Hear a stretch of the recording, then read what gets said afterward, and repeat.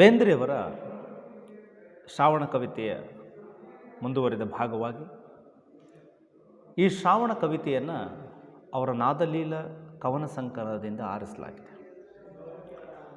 ಒಂದು ರೀತಿ ಬೇಂದ್ರೆಯವರಿಗೂ ಮತ್ತು ಶ್ರಾವಣ ಮಾಸಕ್ಕೂ ಬಿಡಿಸಲಾಗದ ಒಂದು ಸಂಬಂಧ ಇದೆ. ಶ್ರಾವಣ ಅಂದ್ರೇ ಅವರಿಗೆ ಅದೊಂದು ಹಿಗ್ಗು ಕೊಡುವ ಮಾಸ ಅಂತ ಹೇಳ್ತಾರೆ. ಅದಕ್ಕಾಗಿಯೇ ಅವರು ಶ್ರಾವಣವನ್ನೇ ಕುರಿತು 10ಕ್ಕೂ ಹೆಚ್ಚು ಕವನಗಳನ್ನು ಬರೆದಿದ್ದಾರೆ.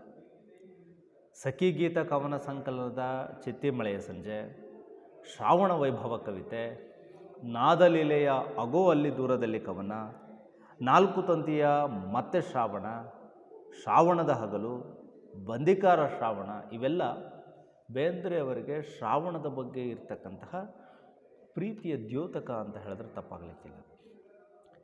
ಈ ಕವಿತೆಯಲ್ಲಿ ಕವಿ ಸಾಧನಕೇರಿಯಲ್ಲಿ ಕವಿ ಕಂಡಂತಹ ಶ್ರಾವಣ ಕವಿತೆಯ ಮುಖಾಂತರವಾಗಿ ಅವರು ಶ್ರಾವಣವನ್ನು ಹೇಗೆ ಬರಮಾಡಿಕೊಂಡಿದ್ದಾರೆ ಅನ್ನೋದು ಈ ಕವಿತೆಯಲ್ಲಿ ವ್ಯಕ್ತವಾಗಿದೆ.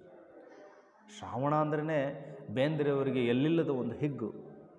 ಈ ಕವಿತೆಯಲ್ಲಿ ಕವಿ ಹೊಸ ದರ್ಶನಗಳನ್ನು ಕಾಣುವ ಪ್ರಯತ್ನವನ್ನು ಮಾಡ್ತಾರೆ. ಪ್ರತಿ ವರ್ಷವೂ ಬರ್ತಕ್ಕಂತಹ ಈ ಶ್ರಾವಣ ವರ್ಷಕ್ಕೂ ಕೂಡ ಹೊಸತನ್ನೇ ತರ್ತಾ ಇದೆ. ಶ್ರಾವಣ ಮಾಸದ ಕಾಲಘಟ್ಟದಲ್ಲಿ ಭೂಮಿ ತಾಯಿ ಹೊಸ ರೂಪವನ್ನು ಪಡೆದು ಹಿಗ್ತಾಳೆ ಅನ್ನೋದು ಕವಿಯ ಒಂದು ಭಾವ. ಕವಿತೆಯ ಆರಂಭದಲ್ಲಿ ಕವಿ ಅಗೋ ಅಲ್ಲಿ ದೂರದಲ್ಲಿ ಎನ್ನುವಂತಹ ಪದ ಬಳಕೆಯನ್ನು ಮಾಡ್ತಾ ಅಗೋ ಅಲ್ಲಿ ಅಂತಲೇ ಒಂದು ನಿರ್ದಿಷ್ಟ ಸ್ಥಳವನ್ನು ಅವರು ಗುರುತಿಸ್ತಾ ಇದ್ದಾರೆ. ಶ್ರಾವಣವನ್ನು ಮಗುವೊಂದಕ್ಕೆ ಹೋಲಿಸಿ ಅದರ ಇರುವಿಕೆಯನ್ನು ಹೇಳ್ತಾ ಇದ್ದಾರೆ. ಇಲ್ಲಿ ನೆಲ ಮತ್ತು ಮುಗಿಲಿನ ಸಂಬಂಧದ ಫಲವೇ ಈ ಹಸುರಿನ ಹಸುಗೂಸು ಎಂಬುದು ಶಬ್ದಗಾರುಡಿಕನ ಕಲ್ಪನೆ. ಹುಲ್ಲಿನ ಮೇಲಿನ ನೀರ ಹನಿ ಬಿಸಿಲಿಗೆ ಹೊಳೆದಾಗ ಕವಿ ಶ್ರಾವಣವನ್ನು ಹೆಸರಿನ ಒಳಗೆ ಹೊರಗೆ ನೀರ ಬೆಳಕ ತುಣುಕು ಮಿಣುಕು ಅಲ್ಲಿಂದ ಬಂದೆಯಾ ಅಂತ ಪ್ರಶ್ನೆಯನ್ನು ಮಾಡ್ತಾರೆ. ಅಂದರೆ ಈ ಹಸಿರಿನ ಜೀವವಾಗಿ ಅದರೊಳಗಿಂದ ಎದ್ದು ಬಂದೆಯಾ ಎಂಬುದು ಕವಿಯ ಮೂಲಭೂತವಾದಂಥ ಒಂದು ಪ್ರಶ್ನೆ. ಅದರಂತೆ ಶ್ರಾವಣಕ್ಕೆ ಅವರು ಕುಣಿವ ಮಣಿವ ಹೆಡೆಯ ಹಾವುಗಳನ್ನು ಹಿಡಿದು ತಂದೆಯಾ ಎನ್ನುವ ಮೂಲಕ ಶ್ರಾವಣ ಮಾಸ ಶ್ರೀಕೃಷ್ಣನ ಜನನದ ಮಾಸ ಅಂತ ಅವರು ಪರೋಕ್ಷವಾಗಿ ಹೇಳ್ತಾನೆ. ಶ್ರಾವಣ ಮಾಸಕ್ಕೆ ಒಂದು ವಿಶ್ವಾಕರ್ಷಕ ಶಕ್ತಿ ಇದೆ ಅನ್ನೋದನ್ನು ಅವರಿಲ್ಲಿ ಹೇಳ್ತಾರೆ. ಇಲ್ಲಿ ಕವಿ ಶ್ರಾವಣ ಮಾಸಕ್ಕೆ ಪ್ರಶ್ನೆಯನ್ನು ಮಾಡ್ತಾರೆ. ಏಕೆ ಬಂದೆ, ಏನು ತಂದೆ ಎನ್ನುತ್ತಲೇ ಶ್ರಾವಣ ಪ್ರತಿ ವರ್ಷವೂ ಹೊಸತನ್ನು ತರ್ತದೆ, ಪ್ರಕೃತಿಗೆ ಹೊಸ ಚೈತನ್ಯವನ್ನು ನೀಡುತ್ತದೆ. ಅದು ಬರ್ತಕ್ಕಂತಹ ಮೂಲ ಉದ್ದೇಶವೇ ಪ್ರಕೃತಿಯ ಜಡತ್ವವನ್ನು ನಾಶ ಮಾಡೋದು. ಶ್ರಾವಣದ ಆಗಮನ ಇಡೀ ಜಗತ್ತಿನ ಜೀವರಾಶಿಯಲ್ಲಿ ಉತ್ಸಾಹವನ್ನು ತುಂಬಿಕೊಡುತ್ತದೆ. ಪಡುವ ದಿಕ್ಕಿನಿಂದ ಹರಿವ ಗಾಳಿ ಕುದುರೆಯೇರಿ ಪರ್ಜನ್ಯ ಗೀತವನ್ನು ಹಾಡುತ್ತಾ ಬಂದಿತು ಎನ್ನುವಲ್ಲಿ ಶ್ರಾವಣ ಮಾಸ ಗಾಳಿಯ ಕುದುರೆಯನ್ನು ಏರಿದೆ. ಗಾಳಿಯ ಕುದುರೆಯನ್ನು ಏರಿ ಪರ್ಜನ್ಯ ಗೀತ ಅಂದರೆ ಇಲ್ಲಿ ಮಳೆಯ ಹಾಡನ್ನು ಹಾಡುತ್ತಾ ಬರ್ತಾ ಇದೆ ಅಂತ ಹೇಳ್ತಾರೆ. ಈ ಮಾತಿನಲ್ಲಿ ಶ್ರಾವಣ ಮಾಸದ ಕಾಲಘಟ್ಟದಲ್ಲಿ ಗಾಳಿಯ ವೇಗವು ಆಗಾಗ ಮಳೆಯ ರಭಸವೂ ಹೆಚ್ಚಿರುತ್ತದೆ ಅನ್ನೋದನ್ನು ನಾವೆಲ್ಲರೂ ತಿಳ್ಕೋಬೇಕು. ಹೀಗೆ ಗಾಳಿ ಮತ್ತು ಮಳೆಯ ಈ ಇಂಪಾದ ಹೊಂದಾಣಿಕೆಯನ್ನು ಕವಿ ಪರ್ಜನ್ಯ ಗೀತ ಎನ್ನುವಂತಹ ಹೊಸ ಶಬ್ದವನ್ನು ಅವರು ಬಳಸ್ತಾರೆ. ಅವರ ಎಲ್ಲ ಕವಿತೆಗಳಲ್ಲೂ ಒಂದು ಹೊಸ ಶಬ್ದವೊಂದು ನಾವು ಕಾಣ್ತೇವೆ. ಅದಕ್ಕೆ ಬೇಂದ್ರೆಯವರನ್ನು ಶಬ್ದಗಾರುಡಿಗ ಅಂತ ಕರೆದು. ಮಳೆ ಗಾಳಿಗಳೆಲ್ಲ ಕೂಡಿ ಆ ಪಶ್ಚಿಮದ ದಿಕ್ಕಿನಿಂದ ಸುಯ್ಗುಡುತ್ತಾ ಬರ್ತಕ್ಕಂತಹ ಇದರಿಂದ ಸಂತೋಷಗೊಂಡಂತಹ ಜನಮನ ಸೋ ಅಂತ ಹೇಳಿ ಇಡೀ ಜಗತ್ತಿನ ಜನ ಪಲ್ಲವಿಯನ್ನು ಹಾಡ್ತದೆ. ಹೀಗೆ ಕವಿ ಶ್ರಾವಣ ಮಾಸವನ್ನು ವರ್ಣಿಸ್ತಾನೆ. ಮುಂದುವರೆದು ಬಿದಿರ ಕೊಳಲ ನುಡಿಸಿತು, ಮಳೆಯ ಹೆಳಲ ನುಡಿಸಿತು, ಬಳ್ಳಿ ಮಾಡ ಬಾಗಿಸಿತ್ತು, ಗಿಡಗಳ ತಲೆ ತೂಗಿಸಿತ್ತು ಅಂತಾರೆ ಕವಿ. ಗಾಳಿ ಮತ್ತು ಮಳೆಯ ಬೆಸುಗೆಯಿಂದಾಗಿ ಪ್ರಕೃತಿಯಲ್ಲಾಗ್ತಕ್ಕಂತಹ ಬದಲಾವಣೆಯೇ ಶ್ರಾವಣ ಮಾಸ ಮತ್ತು ಅವುಗಳ ನಡುವಿನ ಸ್ನೇಹವನ್ನು ಹೇಳ್ತಾನೆ. ಮಳೆ ಬಂದಾಗ ಮರದ ಹನಿಗಳು ಒಂದೊಂದಾಗಿ ತೊಟ್ಟಿಕ್ಕಿ ಗಾಳಿ ಬಂದರೆ ಅವು ಅತ್ತ ಇತ್ತ ದೂರ ತೊಡಗ್ತವೆ. ಮರದ ಹನಿಯ ಮಣಿಗಳನ್ನು ಅತ್ತ ಇತ್ತ ತೂರ್ತ ಹಸಿರು ಮುರಿಯುವ ತೊಂಗಲನ್ನು ಕೆಳಗೆ ಮೇಲೆ ತೂರ್ತ ಬರುವಂತಹ ಶ್ರಾವಣ ಇದೆಯಲ್ಲ, ಅದು ನೋಡುಗರಿಗೆ ಚಂದ ಅಂತ ಅನಿಸುತ್ತೆ.